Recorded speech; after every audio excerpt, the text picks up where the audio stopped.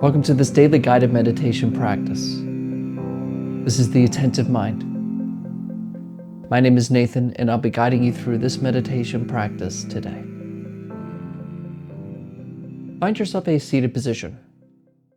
As always, you want to find a position that is both sturdy and comfortable. You don't want to be uncomfortable doing the practice because then you'll just be distracted by your body and how it feels, which is unnecessary.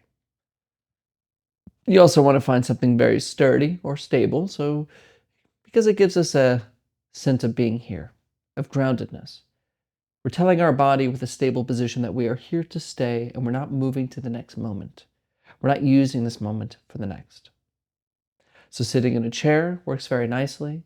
You can sit in a formal meditation posture. You can even lie down if you really need to. Just find what works for you. There's also a choice to keep your eyes open or closed during this practice. It's up to you. And if you prefer to close your eyes during the practice, go ahead and close your eyes. But if you prefer to keep your eyes open, leave the screen alone and drop your gaze gently down below you. Maybe just looking at the floor or the desk or whatever is just below you. We're not staring or analyzing at a particular spot on the floor, and we're also not zoned out and blurry.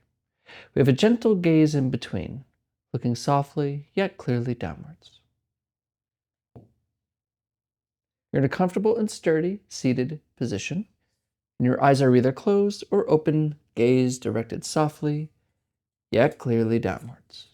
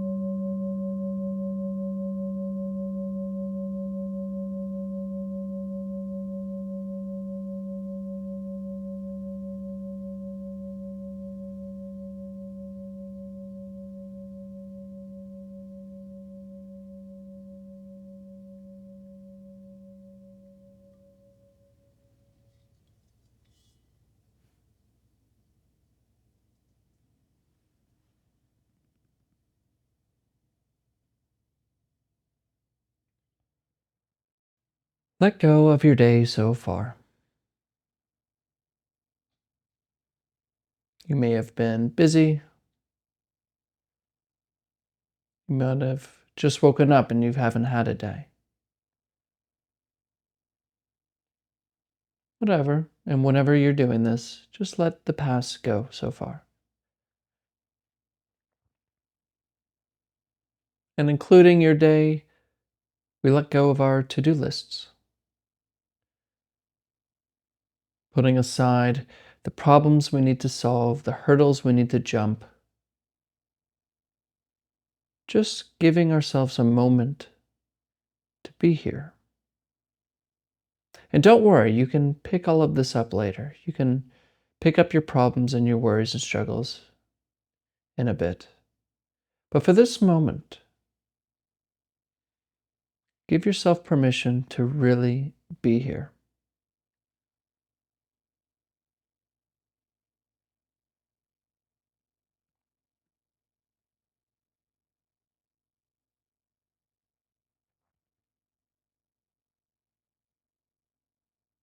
And begin to notice what's here.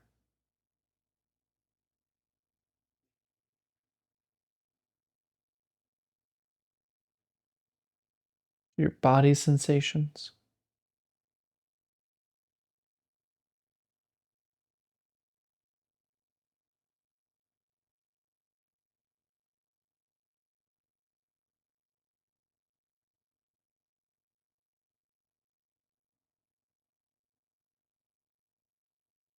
sounds,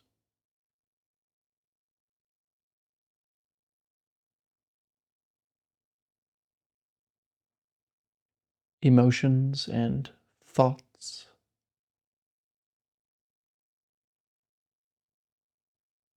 all here and now.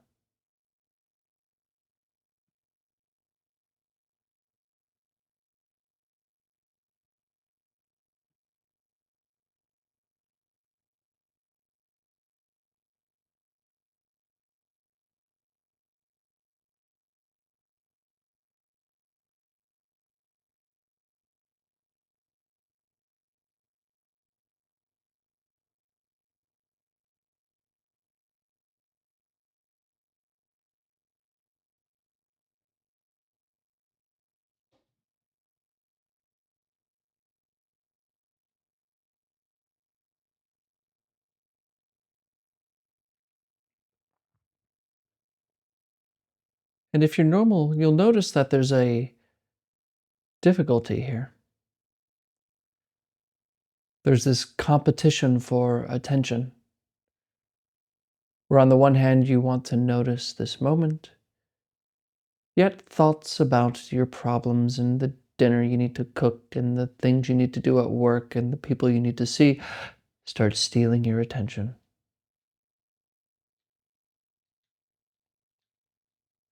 So, to assist with our present moment awareness, we traditionally bring our attention to something that happens now, but something that is easy to notice, something that is only happening now.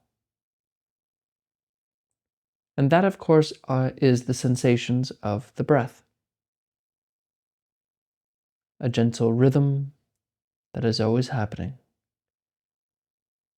regardless of how we feel or what we're thinking.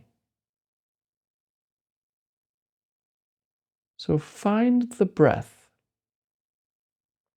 and just watch it without being distracted by this next thought.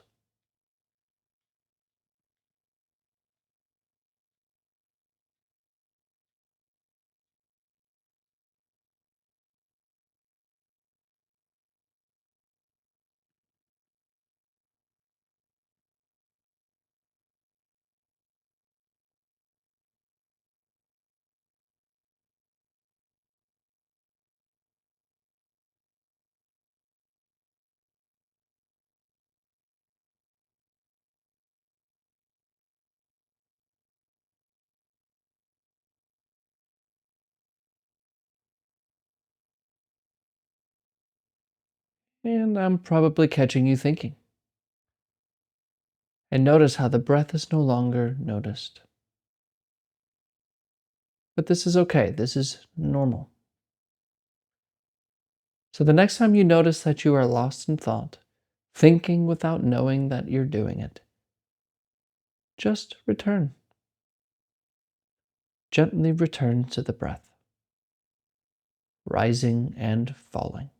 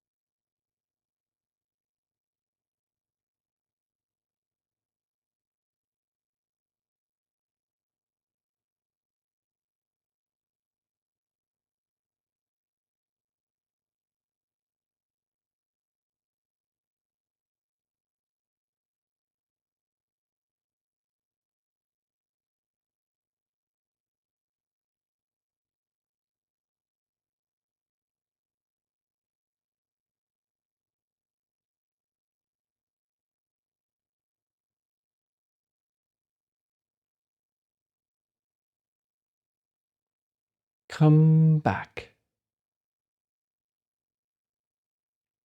Come back to the breath, gently rising and falling.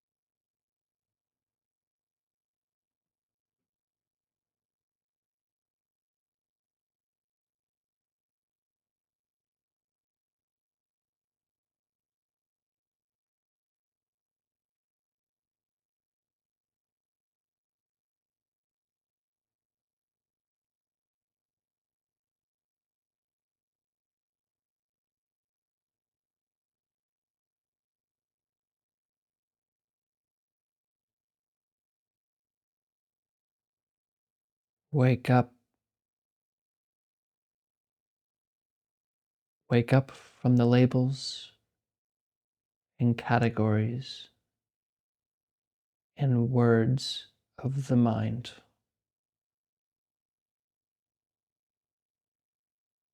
Return to the wordless, this breath, rising and falling.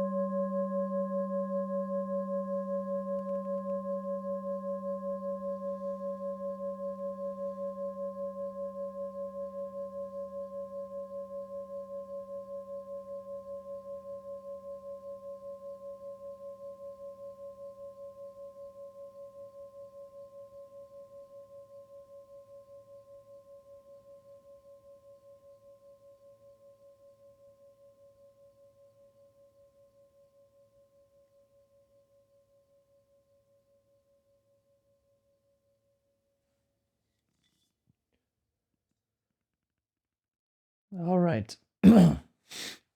You can look at the screen.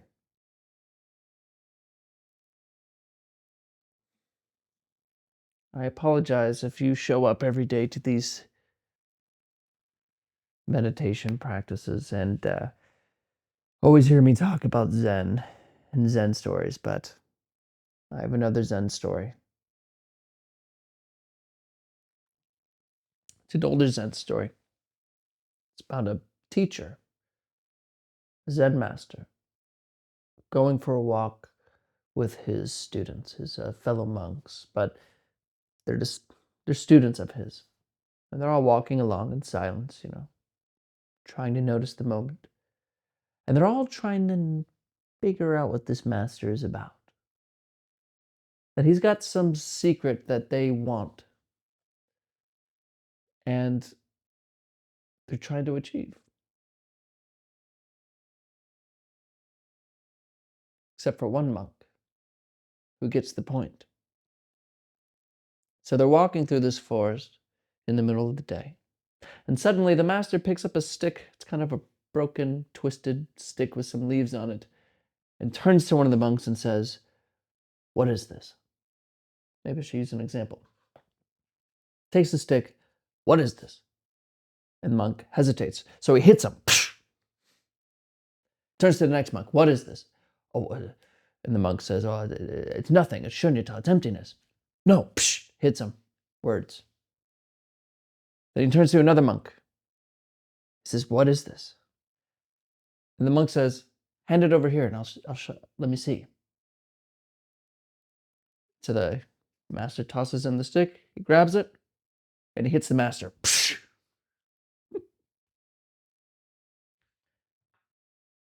Now that's the point.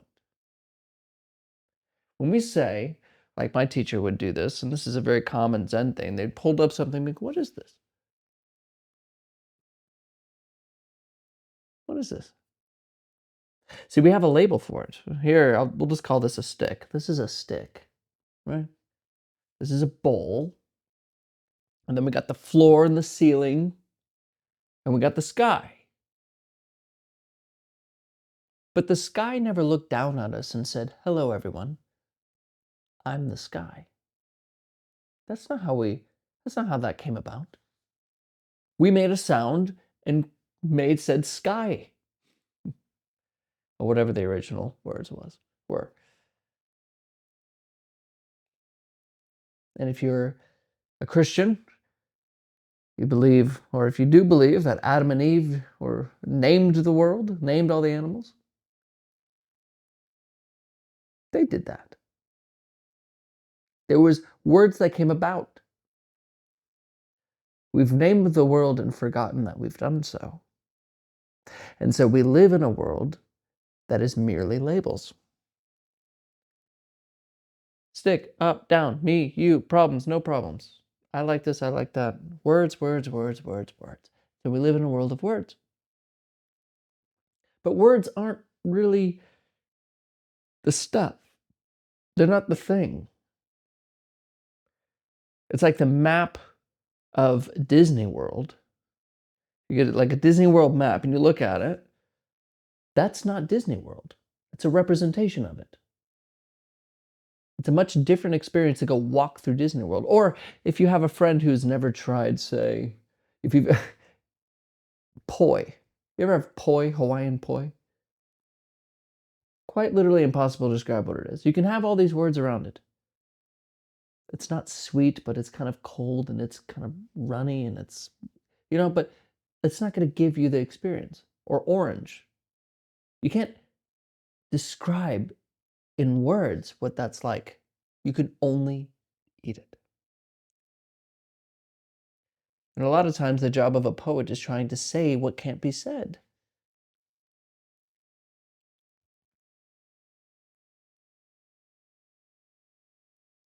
But this labeling thing that we do goes very far. Because we say I and me and you. We label ourselves. In fact, we were actually labeled and we believed it. Our parents gave us our name. That's not you. That's your name. It's not even yours. Somebody gave it to you. Somebody said, this is what you are. You're a male, you're a female. You're annoying, you're not. Whatever. And we take that up and identify and say, that's me. And it's an illusion. It's just words.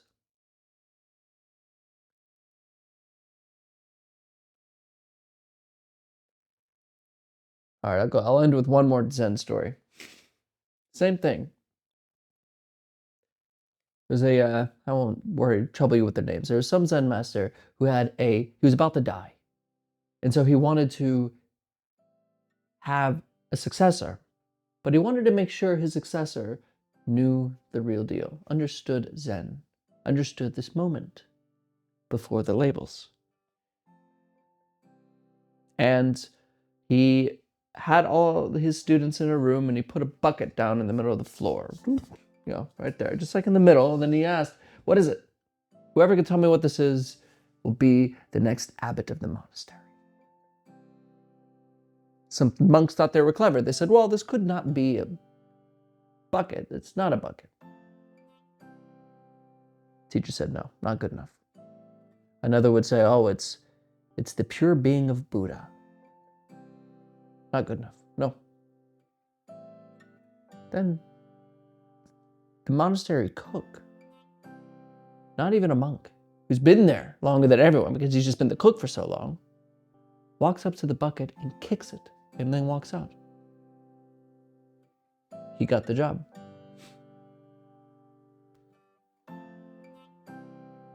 The world before labels.